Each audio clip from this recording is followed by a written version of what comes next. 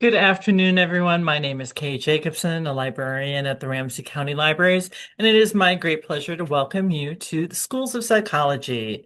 We are halfway through our series for the winter quarter here, and just going to let you know, JB has asked me to let you know that the spring catalog is currently online for um, OLLI members for sign up, and the offering in the spring is going to be Ulysses Grant, returning to the presidential series, History of the Presidents. And I'll be getting that up on the library website in the next day or two, so people can sign up there for that. Also, that runs April 1st through May 13th. That'll be 7 sessions, same time, same place here. Okay, a few things to before we get into today's program. Gonna give a shout out to um, the Osher Lifelong Learning Institute of the University of Minnesota and the Ramsey County Libraries who financially support this and make this program possible. We are grateful to both institutions for that. Without any further ado, I'm going to be turning things over to JB Andersen, as I said, the founder of the History of the President series and a longtime employee at the University of Minnesota.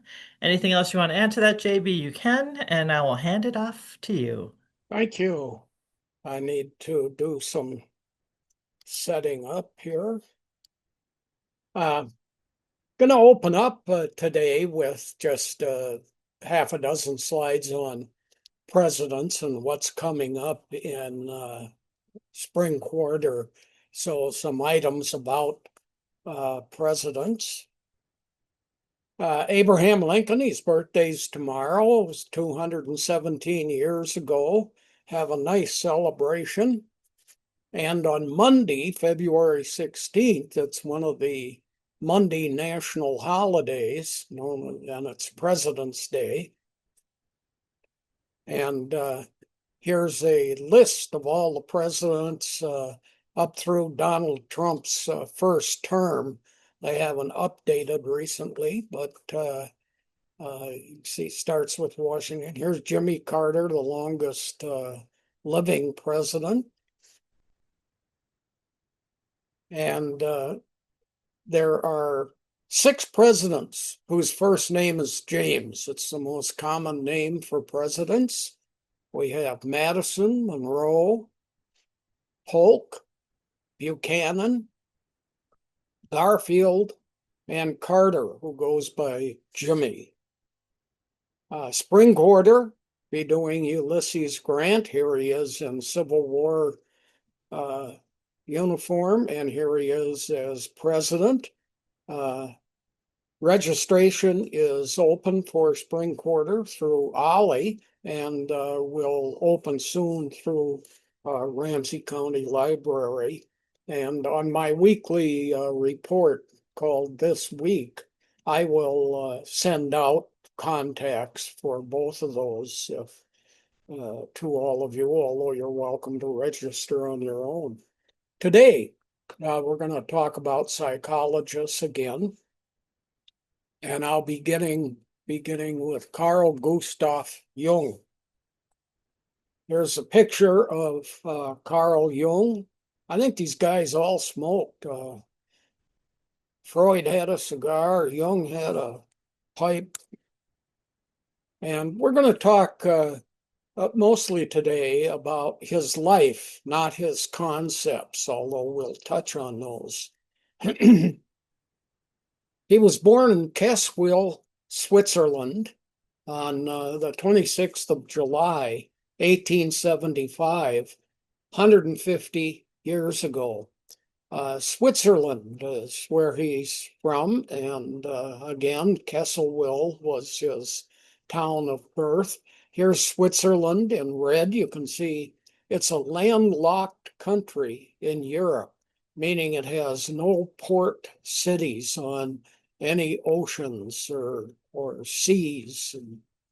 And it has a common border. This is France. This is Germany. This is Austria here and Italy. So it's surrounded with common borders by 4 different countries. Kesselwil, Switzerland is way in the north on the German border in the red here, and that's where Jung was from. And Switzerland has states, but they call them cantons. And this in red here, this entire area is the canton of Thurgow, and it's on Lake Constance. See this? And there's a borderline that runs through the middle of Lake Constance. So half of it belongs to Germany, half of it belongs to Switzerland. There's a close-up image of the canton where Jung was born, and you can see Lake Constance there. He died in Kuznach, Switzerland on 6 June 1961. I was 18 years old. I could have talked to the guy.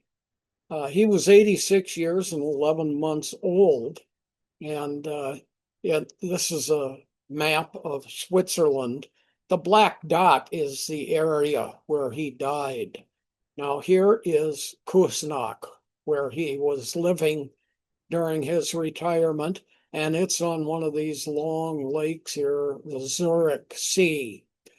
Switzerland has a lot of, here's a long lake up here, and that's Lake Constance, and you can see a lot of these long lakes. Look over here.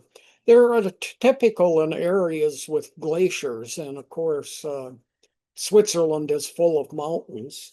And we have what are known as the Finger Lakes in upper New York State.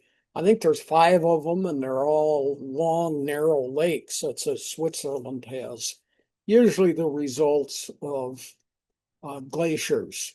So anyway, this is where uh, uh, Jung spent his retirement on this beautiful long lake here. Psychological associations of Jung. First, we're going to talk about, he was one of the founders of the International Association of Analytical Psychology. This is one of their logos in orange, and they have this design on the side. Here's another logo for the International Association for Analytical Psychology, IAAP. Freud and Carl Jung communicated for many years. Here is a close-up picture of Jung from this image here. This is a group of 6 psychologists and psychiatrists who met together.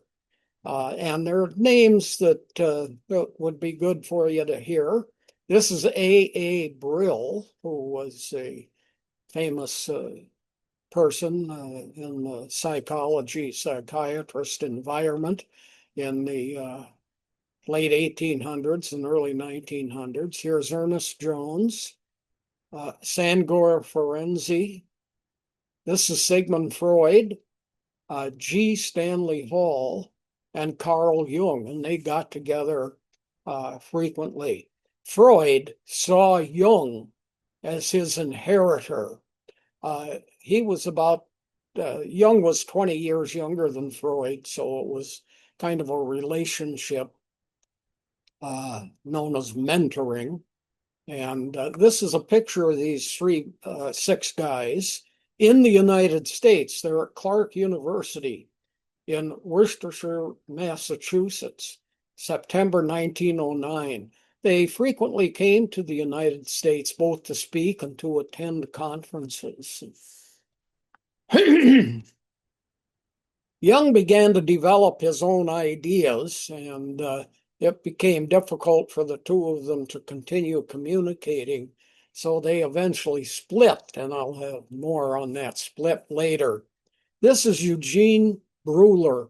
He was an administrator at the Berholtzi Hospital, and Jung, after finishing college, worked there, and he worked with Buller. Buller also worked with Sigmund Freud. Buller coined 3 terms: schizophrenia, schizoid, and autism.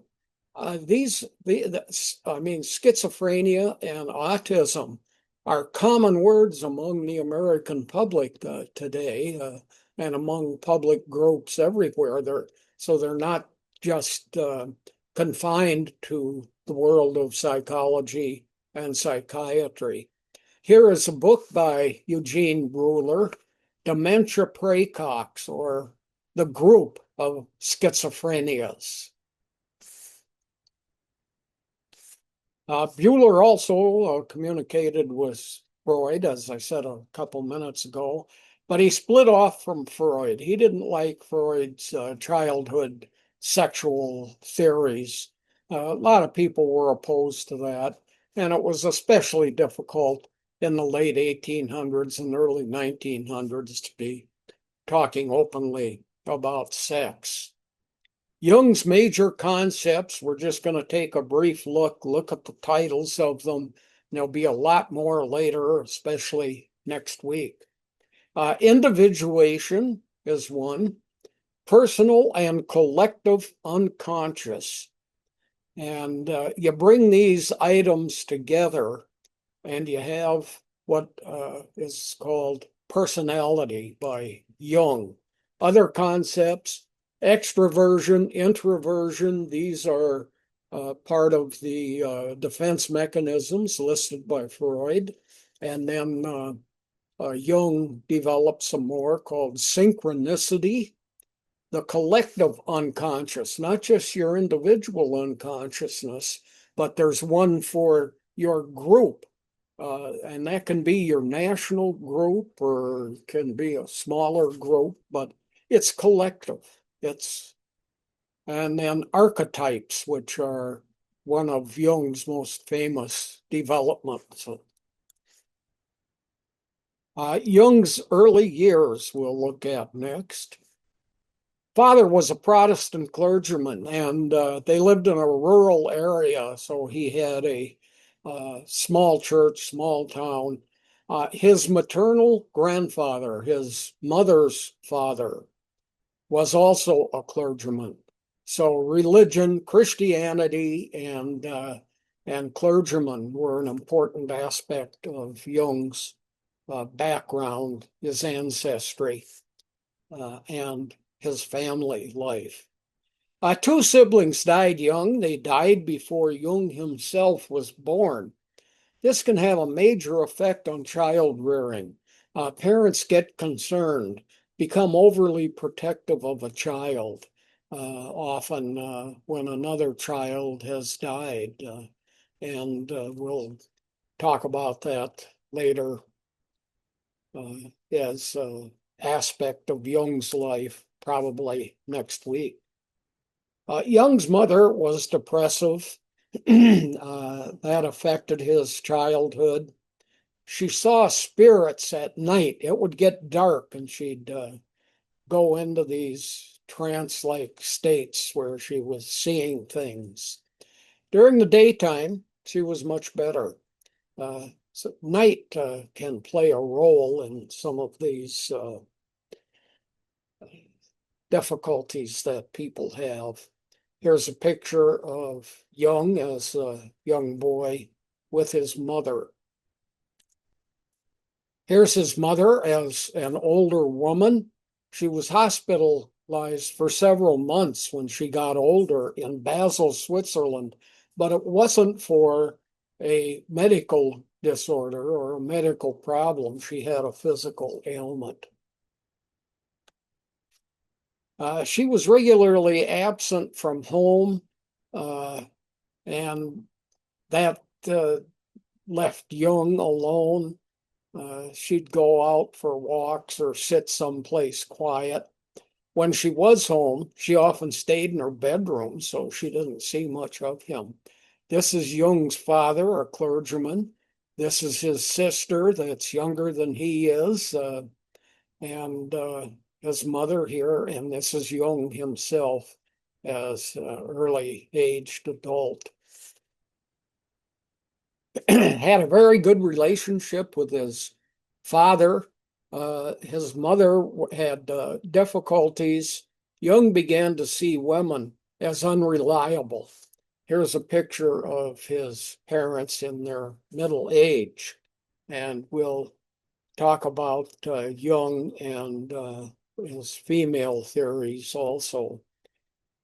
He wrote that his concept of women was his first handicap, where he was seeing things wrong. This is a quote from Jung. I have trusted men friends and been disappointed by them, and I have mistrusted women and was not disappointed. So he talks a good deal in his writings about his own development. Jung's father got transferred to a different city. They had a different house. The city was it was a city, wasn't a village in a rural area. This had a very positive impact on Jung's mother. Uh, she just saw more to do, more things, nicer house, etc. Life story of Jung. He had childhood memories.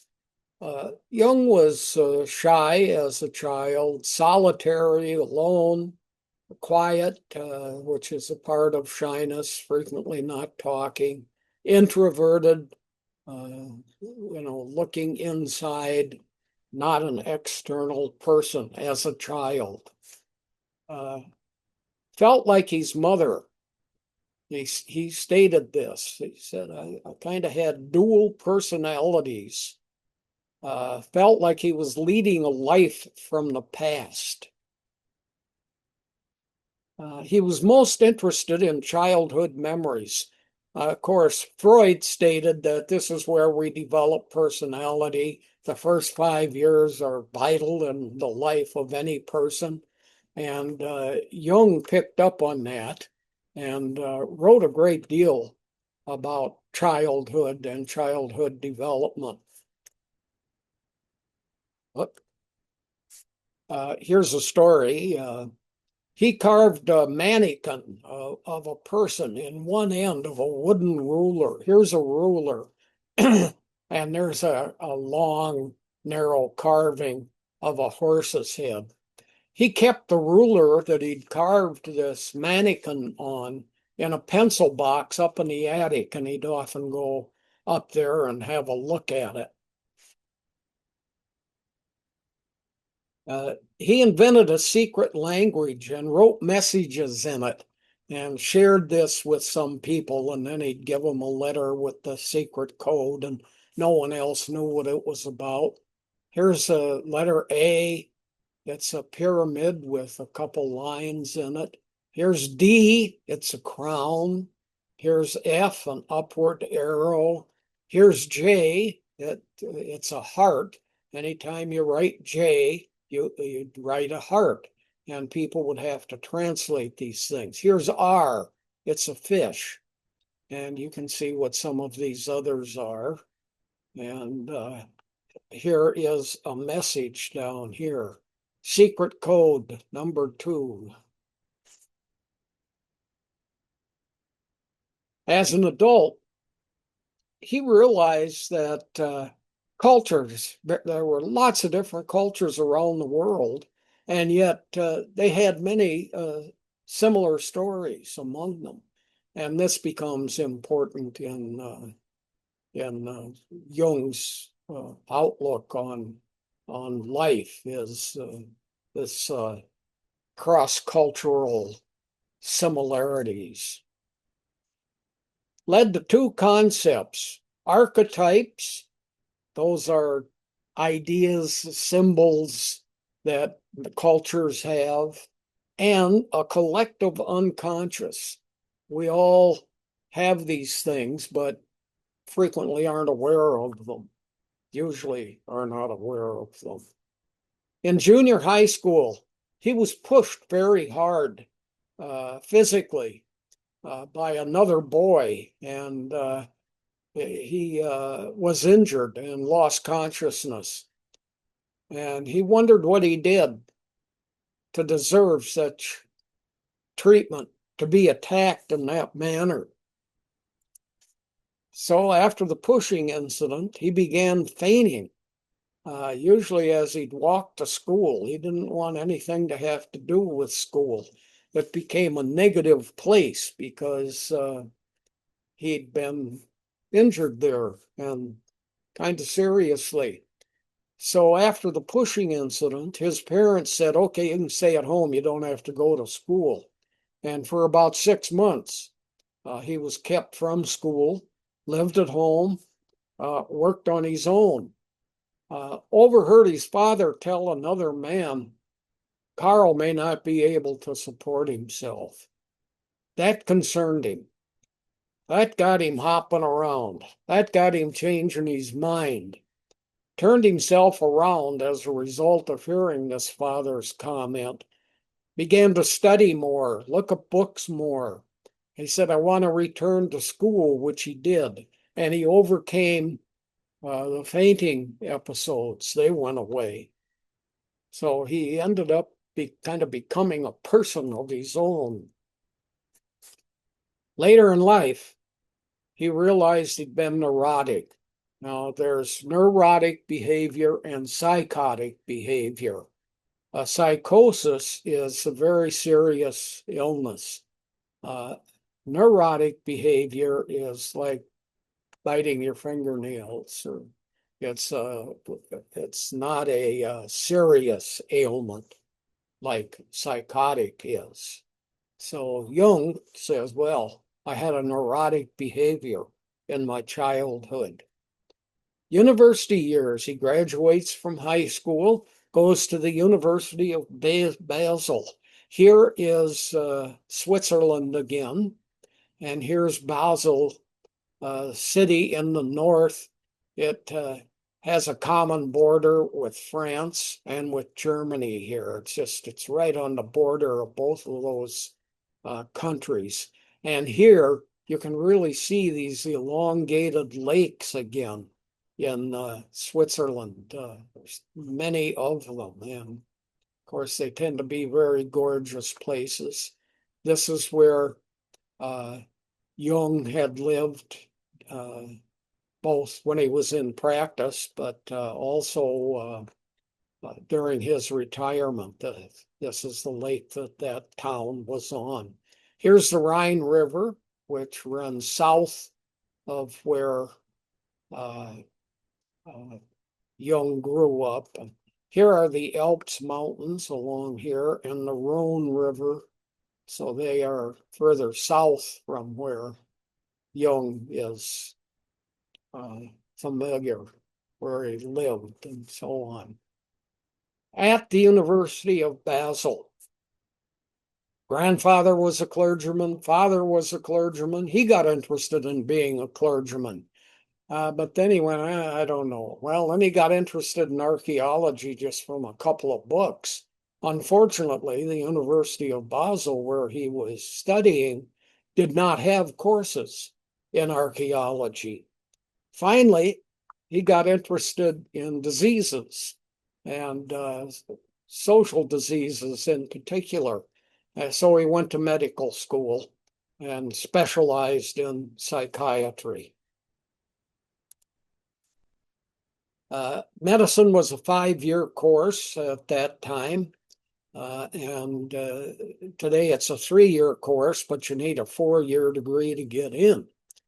So anyhow, 5 years of med school. His dissertation was on the psychology of the occult. Occult, what does that mean? That is supernatural beliefs, and it's mystical concepts. And here's a picture of a guy. It looks like he's shining something from his fingers into this woman. And so it's a kind of a magic situation. So Jung ended up being at University of Basel from 1895 to 1900. His work life. The Bergholtzi Psychiatric Hospital, pictured here, it's in Zurich, Switzerland, was his first job. Here's Zurich. It's at the very northern tip of the Zurich Sea here, this elongated where he ended up living, working, and having a retirement life there. So this becomes his adult home. Here's Basel again, where he went to college. Here's Zurich. After 4 years, he moved from his home, which was in, uh,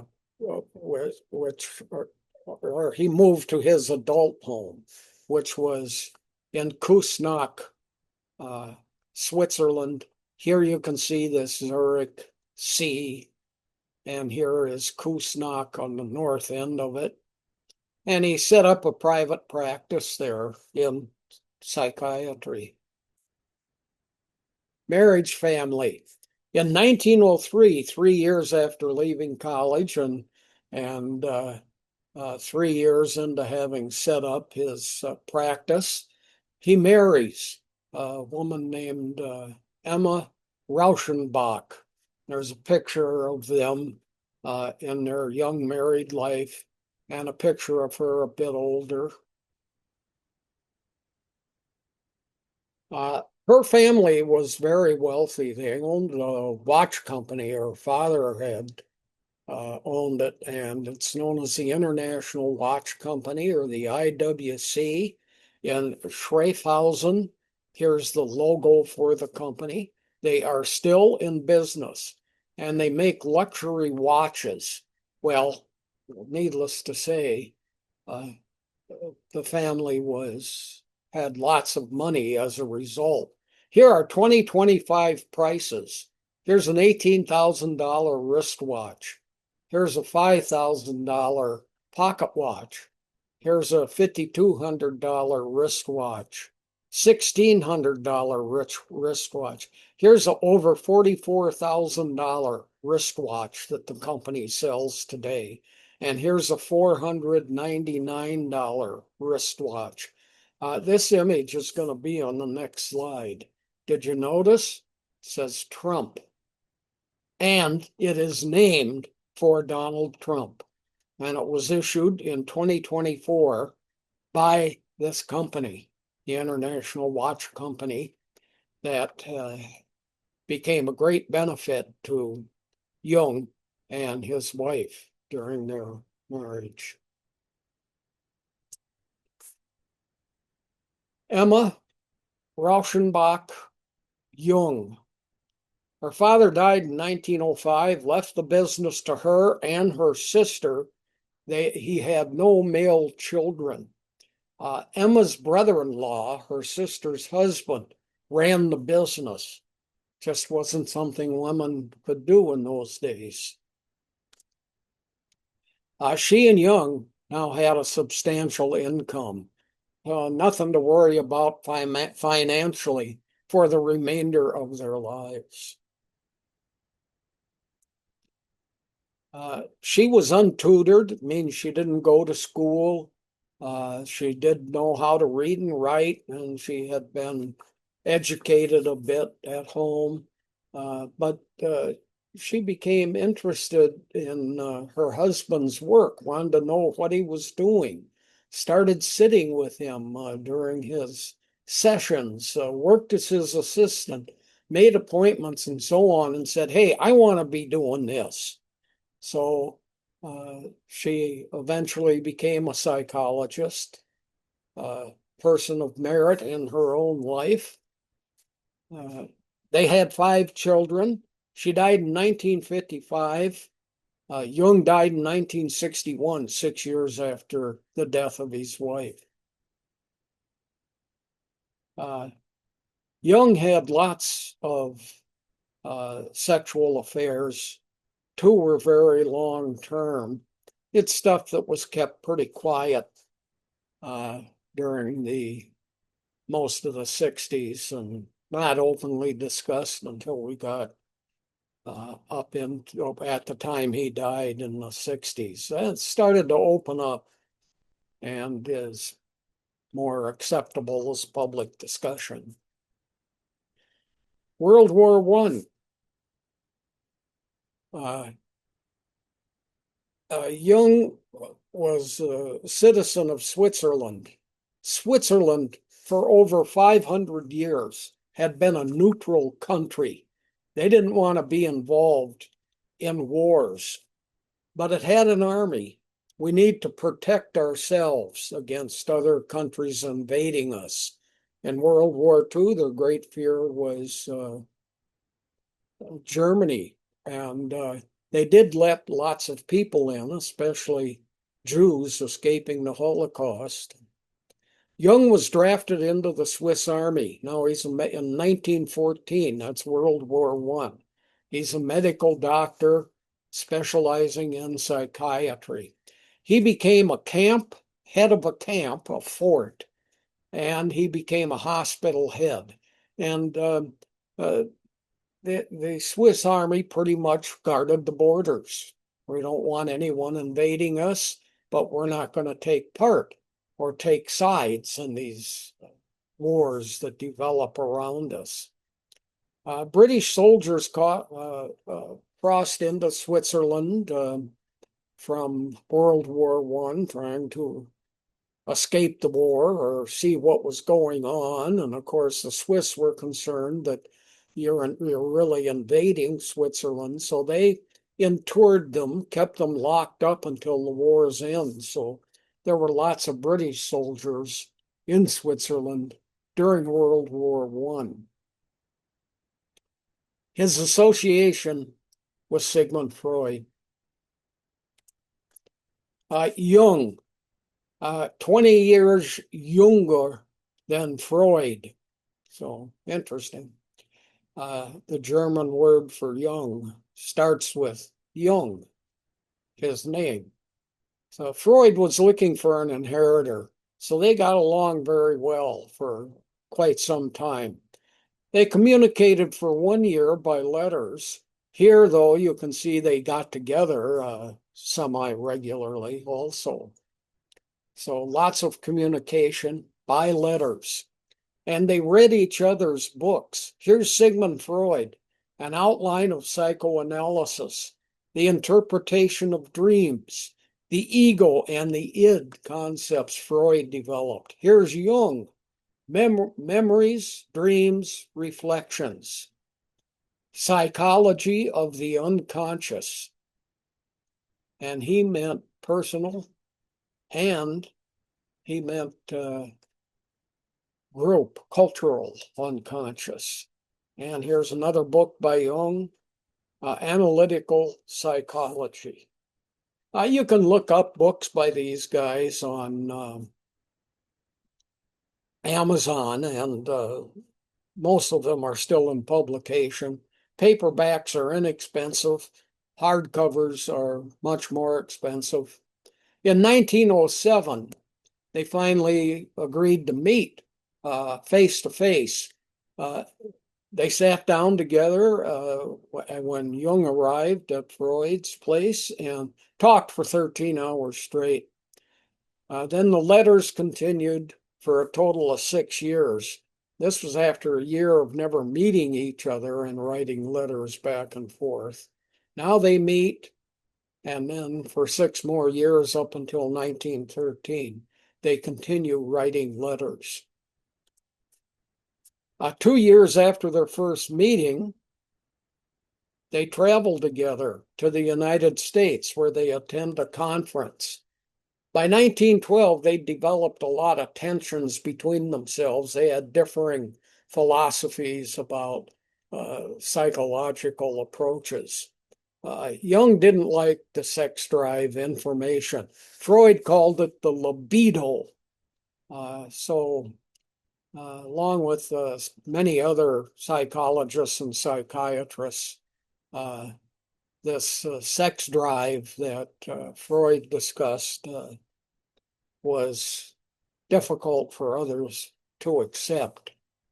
What forms the personality?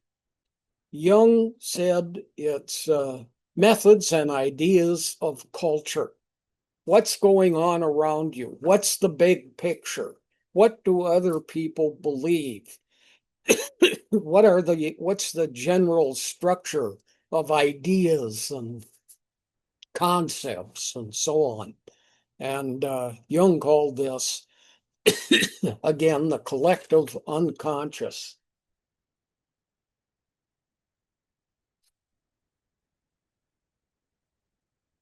Well, it got personal. Freud visited a guy who lived near Jung, and he never contacted Jung. And Jung thought, why in the world would he come, be this close to me, a few blocks away, and never contact me? So that made him angry, in addition to the concepts that the two men had.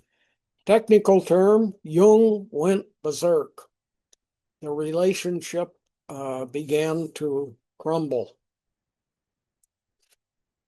Jung did a 6-week lecture series at Fordham University, which is located in the Bronx, New York. This is the main building at Fordham University, and an electric sign, so you can tell this is a recent photo. But 6-week lecture series at a United States university. The lectures were centered on the libido theory of Freud. So he's talking about Freud's sex theories. And the series of lectures that he did over this 6-week period were published. Hang on, I got something going on. Okay, good. Now, my hearing aids are hooked up to my iPhone, and it woke up for some reason, and then things get goofy. Anyhow, I can hear myself again. Here's a quote from Carl Jung. Sexuality dished out as sexuality is brutish, but sexuality as an expression of love is hallowed. So he's trying to make sense of this theory of Freud's about sexuality, about the libido and what it is.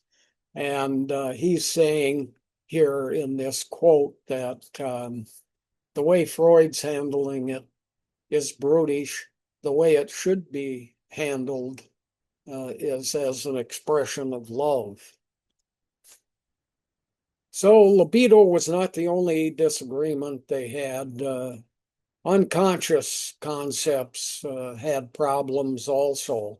So here's a couple of guys pointing fingers at each other, my way, your way signs, and they were getting into trouble with each other.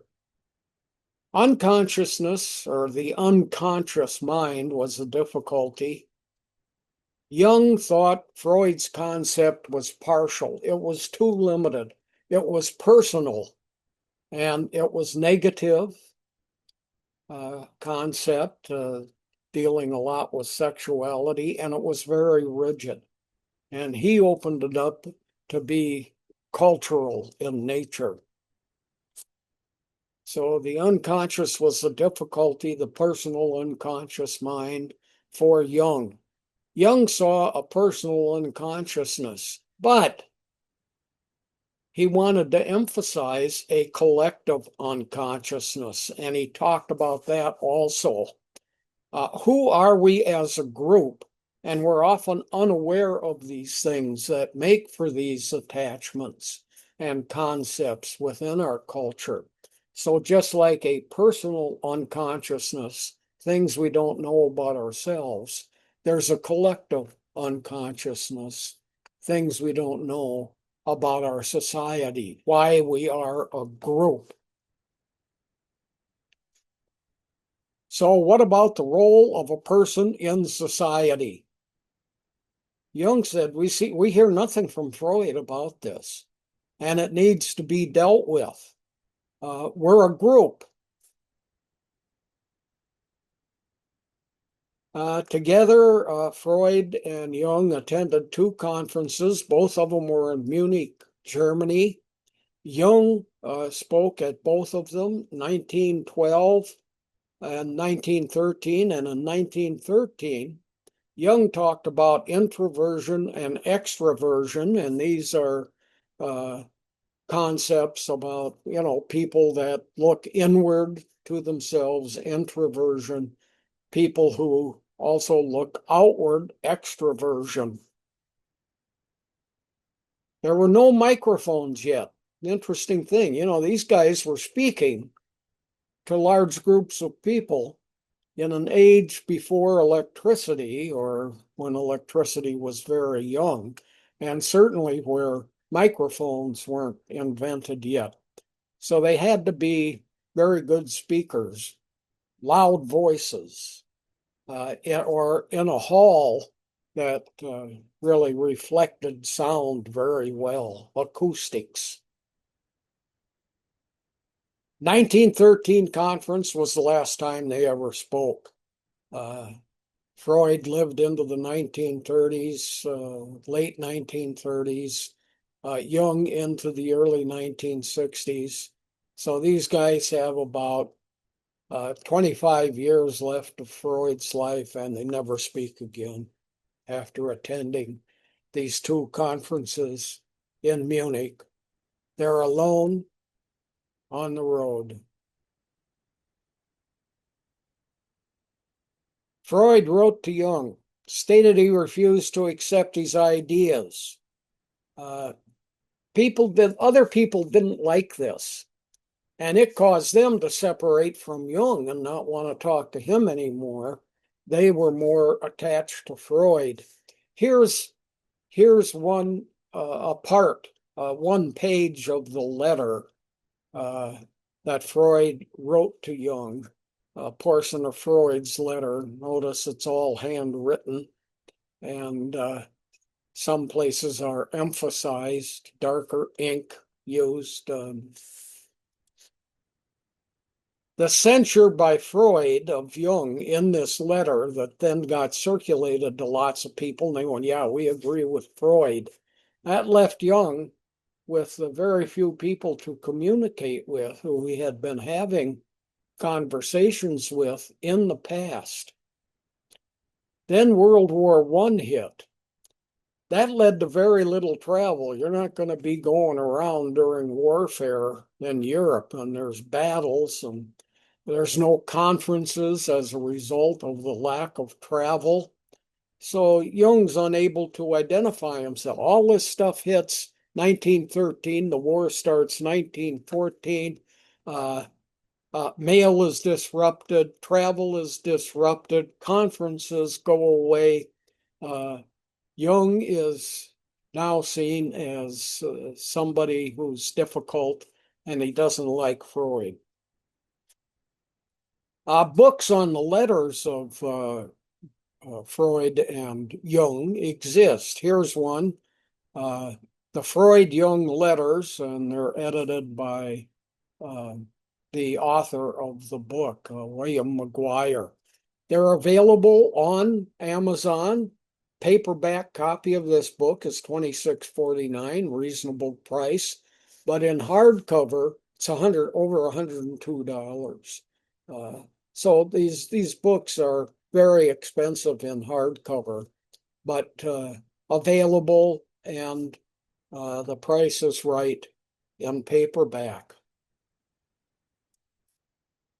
Freud had lots of problems with other people over his ideas. Now, we've talked about Jung having lots of problems because he separated from Freud.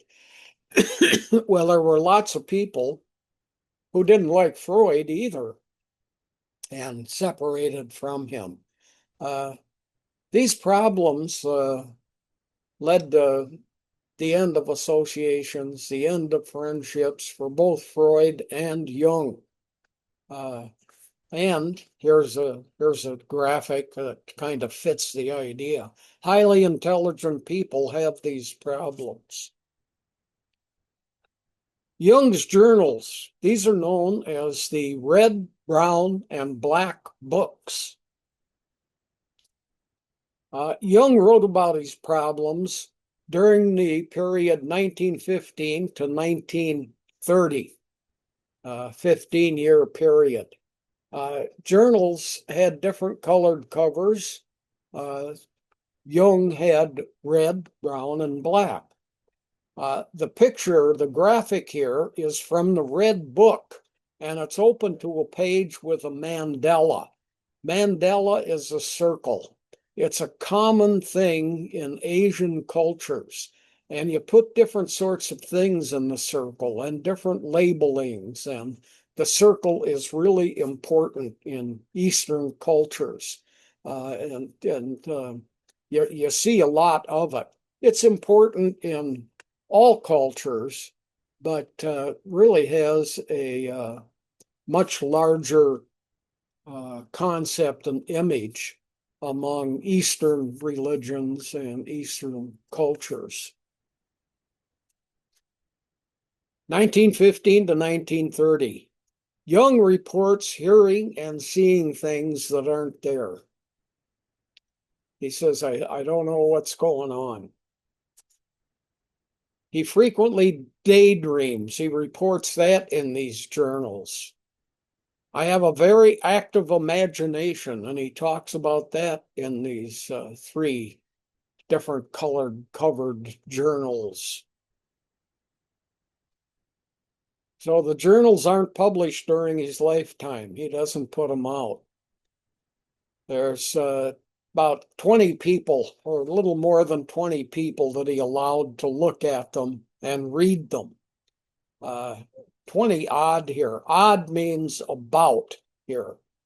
Doesn't mean goofballs. Only 20 goofball people were allowed to look at them. That's not what is meant. It means about 20. Here's a close-up of some of the pages of the handwritten journals.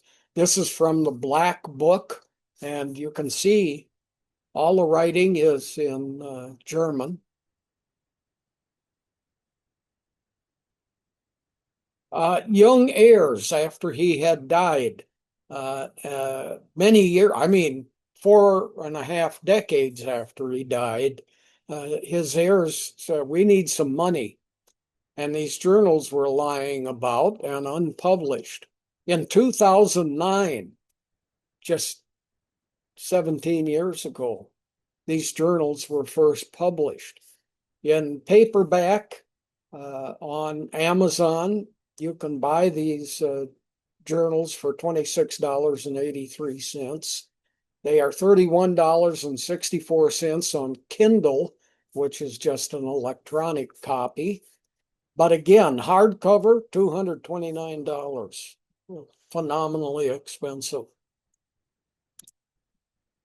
Journals were published in 2009, just repeating that. On Amazon, you can buy them $31.19. Here's a cover, The Red Book of C.G. Jung by Walter Brochet. Preface there, A Journey into Unknown Depths. 1915 to 1930, imagination. He's seeing things. A lot of creative people report this. Is Jung simply in a period of great creativity? Is he in a period of personal inspection or introspection? Or does he have a mental illness? Or what about other people? I mean, art people say, they have these images and then they paint it.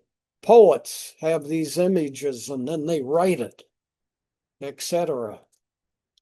Jung's conclusion: I was psychotic, seriously mentally ill. He was having big time problems. That's his conclusion. It was my most difficult experiment, this 15-year period, 1915 to 1930. It was a confrontation with my own unconscious mind, according to Jung. And again, that's a quote, my most difficult experiment is what he called that period. During this time, he developed his concept of mythopoetic imagination. These are activities, storytelling, poetry reading that was going on in his life, means of self-understanding. And this really was a period of growth for him. Mythopoetic imagination. Jung continued to work, maintained his uh, psychiatric practice, average, saw 5 patients a day, quite a few, wrote a great deal. He lectured in colleges and universities and public places and to other doctors in psychiatry. He maintained these friendships, didn't have difficulties in those areas, and he became an officer or maintained his officer status in the Swiss Army. Hence, these Swiss Army knife pictures that I placed here. Here's a big one. Here's a smaller one. You can buy these yet today. They look exactly like that. So, maintained his practice, 5 patients a day, wrote a lot, lectured, maintained contacts with people, and remained an officer in the Swiss Army. Was a very creative time. He developed these 3 major concepts, archetypes, and we'll talk about those later. These are social myths, social mythology. What's going on among us? They are types that arch over a large group. And the collective unconscious, same kind of thing as society. What are the social order, or what is the social order teaching us? And then individuation is another concept he developed. And that's all about becoming a person. Who am I? What should I be doing? How did I get this way? Etc. Jung's political views. Jung lived in Switzerland, neutral country, World War I, 1930s, World War II. They didn't get involved. Common borders with Germany, Austria, Italy, all 3 Nazi states. Here's a picture of it. Here's Switzerland. Here's Italy to their south, Austria to their east, and Germany to their north, all Nazi states. And of course, France is on the west side. And again, look at all these marvelous lakes. Here's the famous Lake Geneva, the city of Geneva at the tip of it. And this is the territory where Jung spent his adult life.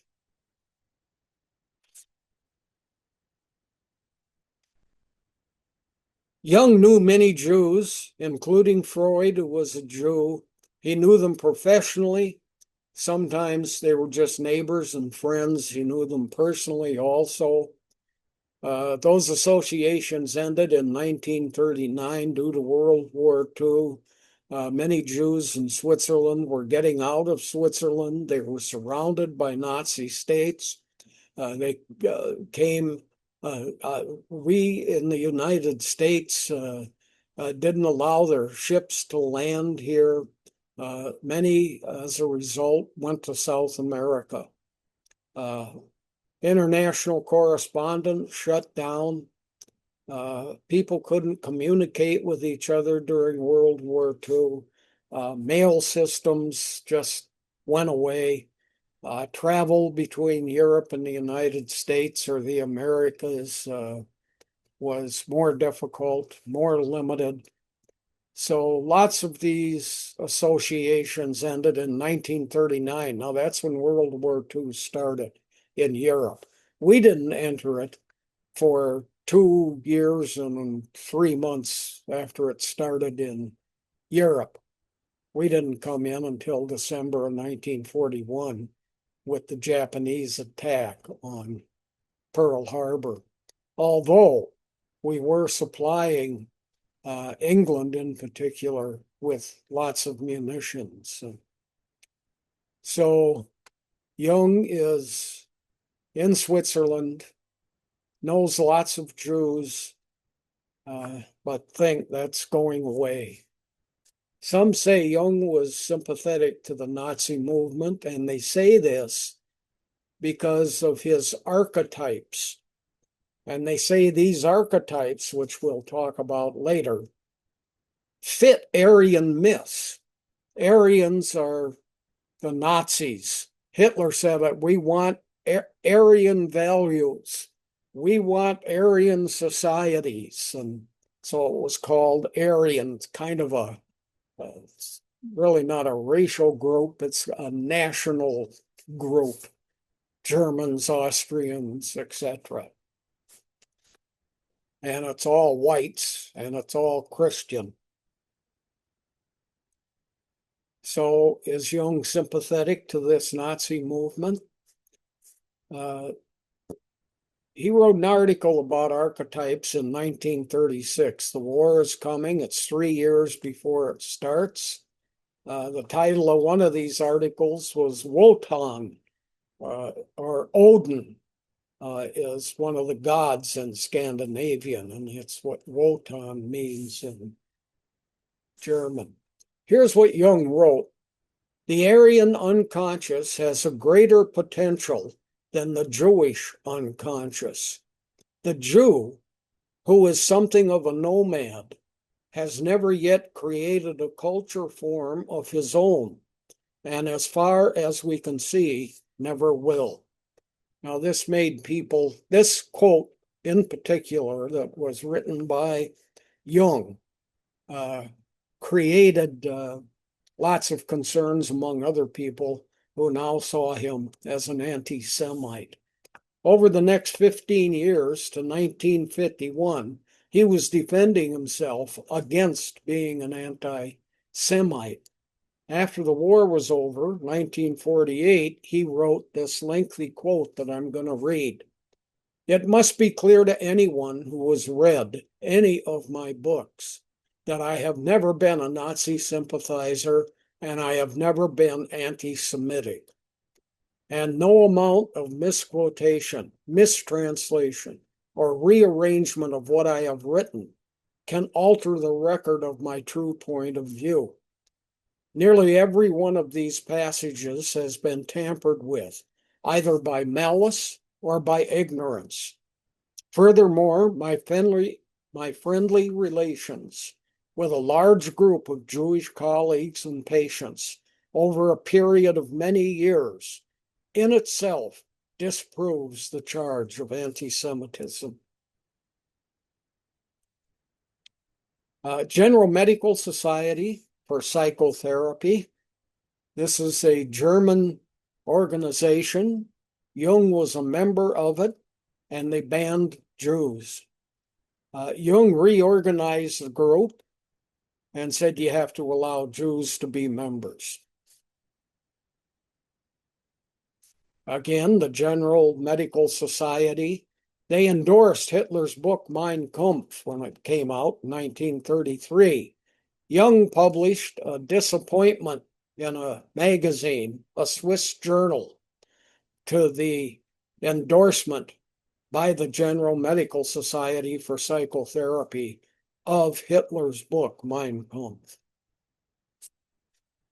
Again, General Medical Society for Psychotherapy. Jung stated he was attempting to get a young and insecure science into a place of safety during an earthquake, warfare, anti-Semitism, etc. Again, General Medical Society for Psychotherapy, Jung becomes president and he appoints Karl Alfred Meyer, a Jew, as the managing director of this society for psychotherapy. They moved the society into Switzerland and out of Germany, able to be parted from Nazi countries now. They felt like they were in a safer place after World War II by being in Switzerland, which was not an ex-Nazi country. Again, the medical society, the journal continued to acknowledge Jewish doctors and their contributions, publish their works. Again, General Medical Society for Psychotherapy. Jung resigned in 1939 with the beginning of World War II. Jung during World War II. The OSS, that's the Office of Strategic Services. This was a United States spy organization. Office of Strategic Services. Allen Dulles, pictured here with the pipe, was the head of the OSS during World War II. He's a brother to John Foster Dulles, who was the Secretary of State under Eisenhower. Now, in the OSS eventually became the CIA. It changed after the war. Now, Dulles, the OSS Dulles, quote, "Nobody will probably ever know how much Professor Jung contributed to the Allied cause during the war by seeing people who were connected somehow with the other side." So he was a spy for the United States Organization of Strategic Services. His last years and his death. Jung quit his private practice in 1943. This is in the middle of World War II, and became a professor at the University of Basel. Here it is on a river. You can see many of the buildings and the graphics and see the age of them. And remember now, this is during the war, and it's right on the border with Germany, this university. In 1944, year before the war's end, he had a heart attack and he retired. He had more health problems in 1954. He had circulatory problems in the early 1960s and died in 1961. This is the cemetery where he's buried. You can see it's quite an open place. This is the tombstone for his family. Here's a close-up of it. Family Jung, and here's Johannes Paul Jung, and we get down here. Here's Carl Gustav Jung, and here is his wife listed above him. He's buried in the Kussnacht, Switzerland Protestant Church Cemetery. Again, here's Switzerland, Kussnacht. Here's where it's located on the Zurich Z or Zurich Sea, right here. And it's up in this area where Basel is located. And this is Lake Constance, which is partially German, partially Swiss. And you can see here major cities in Switzerland. But at any rate, this is where Jung lived out his retirement and died and is buried in that area. Side note on his name. When I looked up his name, I got lots of Asian hits. Chinese American Odyssey by John Jung. General Su Yo Jung of South Korea. Interesting. You know, it's a more of a German name, but it's also an Asian name. The next thing we're going to get into are the basic concepts of Freud. I can go through a few of them in the next 5 minutes and probably repeat them again next week a little bit, but let's take a look at them. We won't be able to cover all of these basic concepts, but this is a point where we move on now. We've talked about his life from his birth to his death, and we're now ready to talk about what were his basic concepts. Archetypes. Take a look at the introduction of it. This is a big deal, this word and these concepts. Very difficult to limit them, just like the Freudian defense mechanisms. Freud had 12, Jung has 12 archetypes, but there's been tons and tons of additions, both to Freud's defense mechanisms and to Jung's archetypes. Archetypes, what are they? They're symbols, and they're found in all human cultures. Here are symbols. This is peace. This is a flag. This is the fist. I stand with this. These are all, whoops, those are all symbols. There we go.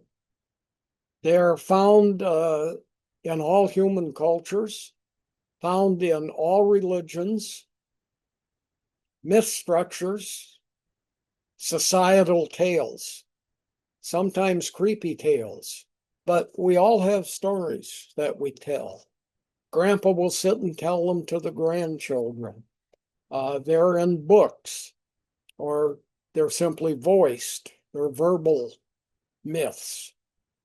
So they're things that are believed by our society or our group within a society. Minnesota, largely Scandinavian, but we're part of the United States. Largely every group you can think of almost on the face of the earth has come here. But we see special little things about ourselves here in Minnesota being mostly Scandinavian. The largest national group in Minnesota is Germans. But then if you count all of Scandinavia, Iceland, Greenland, Denmark, Norway, Sweden, Finland, if you lump those together, that's the largest single group in Minnesota is Scandinavians. So we have things that stick. Woofda. You betcha.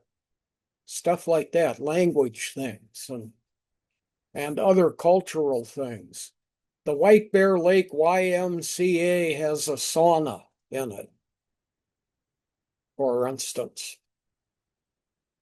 So archetypes, symbols that are socially expansive.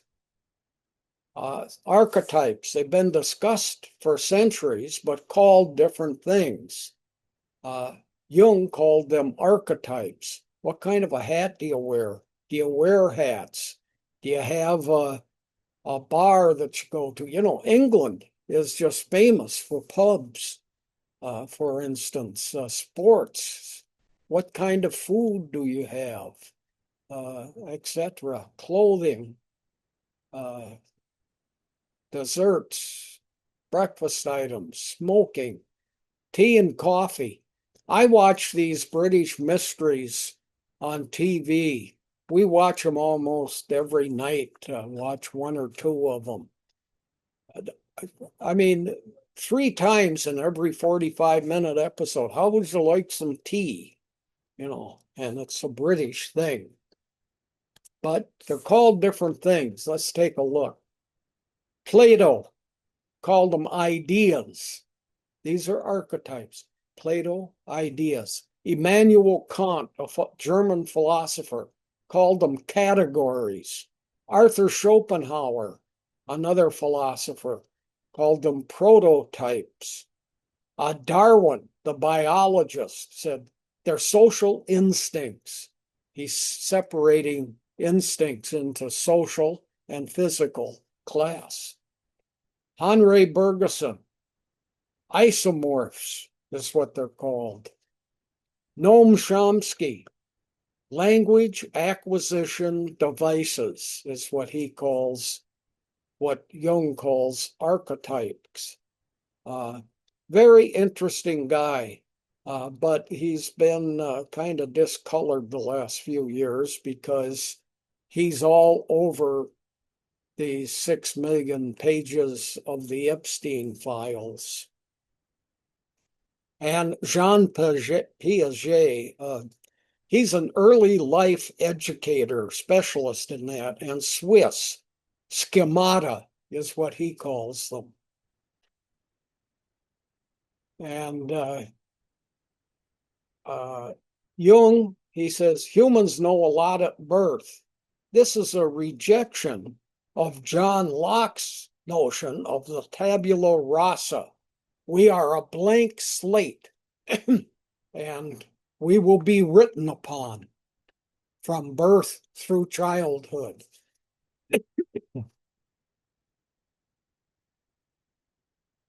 So Jung has these primordial images. Humans have them at birth, and we get into the nature versus nurture arguments. Everything is physical, everything is learned. Who are we? Where are we going? Etc. And that's a good place to ask if we have any questions right now. That we do. Oh, good. So, okay, well, let's go back to the beginning in terms of um, did Jung believe there was any connection between his mother's mental illness, health issues, and his own? Oh, uh, I haven't seen anything like that. No, like was it inherited? And he did have this notion of social, and it called them instincts. Some people did. Um, but no, I've not seen anything like that. Although uh, lots of people, the nature side of psychiatry and psychology, where Mhm. that you're born with things, they would definitely see that as a connection. Okay. Do you think he studied the psychology of occult because his mother saw spirits? Oh, um, she really wasn't into occult, but she had those images. Right. Yeah. Or she saw things that weren't there, ghostly items. But yeah, uh, again, I don't know. Haven't seen anyone saying that. Okay, we're going to keep back to his childhood. Did Jung reject his childhood religious beliefs in his work? How did those beliefs show up in his writings? Yeah, I've often wondered that. And he talks about it a great deal. Religion is a part of his archetypes. Good. He's buried in a Protestant cemetery. His father and grandfather were clergymen. Um, I think that he probably had other thoughts, but stuck with that. Those those things were close to him and the Hmm. people in his, and he considered a life as a clergyman before he became a medical doctor instead. Um, so that was his background, you know. Okay. Yeah. What sort of mental consciousness caused the pyramid structures to be built in very separated locations at about the same time period? Yeah, nobody really knows that, but there are, and the time, I mean, you got Egypt, you got Central American civilizations, Aztecs and Incas, and are in South America and the Mayans. And we see symbols of this triangular, three-dimensional pyramid just all over. Yeah, there's also, having studied children's literature, um, there's common folk tales that, such as the Cinderella type story, the Cinder Girl, um, throughout different cultures. It might be called the Turkey Girl, the different things like that, but it's very similar structures, and you don't know if it's to teach something or if it's, um, yeah, it's an interesting thing to look at. Yeah, so this becomes a cross-cultural thing, something that's found around the world. And, it's not just simply something in your own social setting, which is what Jung talks about a great deal. But I haven't seen anything where he talks about pyramids. But So, yeah, that's why that, but I think it's because it's a shape and we and deal in terms of with circles and triangles and we see that sort of thing, and especially in Egyptian hieroglyphs. a pyramid would be easier to build at that point in history, Yeah, probably than other shapes. So, it's like this, there's less weight at the top. yeah, Today we can build like this. We have steel beams. yeah. So, okay. Isn't it hard to study psychology because one only knows himself and not how other people think? This person says, it seems to me a lot of people go into psychology because they want to investigate their own mental health or mental problems. Could you comment on these thoughts? Thank you. There are lots of people who say that, like Jung, he said, I was neurotic. Then he says, I was psychotic. And is that what draws people into those professions? Is their own uh, self concerns uh, and that's something that's been discussed regularly that you have to be sick to be one of them, mentally ill to be one of them, and that's just not true. But uh, you certainly develop an interest in how the difficulties that people have. And, in terms of psychiatry, that interest comes out of medical school and so on. With Mhm. psychology, it's a different thing, frequently more nurture oriented than nature oriented. Um, but no, I I would say that most people that go into psychiatry or psychology are normal folks. With just your normal Right. psychosis and yeah. And but they have an interest in this. Their interest may simply be in helping, which is what a lot of those kinds of professions, medical, educational, psychology related stuff. Mhm. There are just tons of businesses that we look at that are really help oriented. Hey, let's not leave out librarians. We don't help people at all. So, okay, currently no questions in the queue. Anyone with questions or um, please feel free. Um, so next week we're going to talk about some of his theories and works more so.